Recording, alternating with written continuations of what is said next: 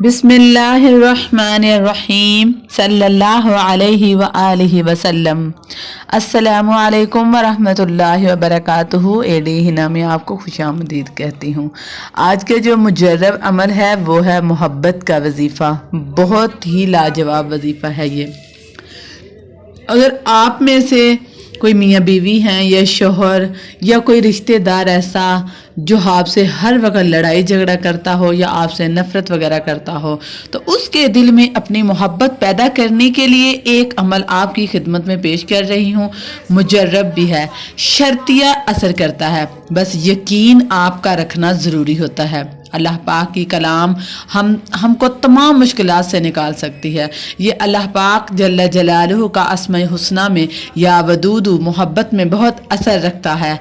आप बुध के दिन पाक साफ होकर एक पाव चावल लेकर उसमें मुकम्मल तवज्जो से 100 मरतबा दरूद शरीफ अल्लाहुम्मा सल्ली अला सय्यिदिना मुहम्मदिन व अला आलिहि व अस्हाबिहि व बारिक व सल्लिम और 333 मरतबा आपने या वदूदु या करीमु और फिर 100 मरतबा यही दुरूद शरीफ पढ़कर आप इन चावलों पर फूंक मार दें। और वो चावल आप कबूतर या परिंदों, अगर आपके घर में कबूतर नहीं है तो आप छत के ऊपर डाल दें परिंदे वगैरह को।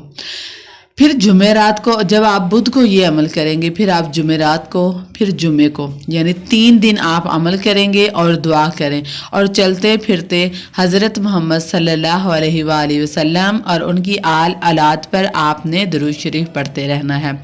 इंशाअल्लाह जैसे जैसे परिंदे खाकर आपके डाले हुए चावल अल्लाह पाक जल्ल जलालुहु की तस्बीह करते हुए उड़ते जाएंगे। आपका मतलूब बेचैन होगा, लेकिन मोहब्बत के लिए, जायज़ मोहब्बत के लिए ये आपने ये अमल करना है और यकीन आपका होना चाहिए। नमाज की पाबंदी करनी है और हर रोज़ रात को सोने से पहले 500 बार दुरूद शरीफ पढ़कर सोया करें। अल्लाह पाक तमाम मुश्किलात सब की अल्लाह ताला आसान करे।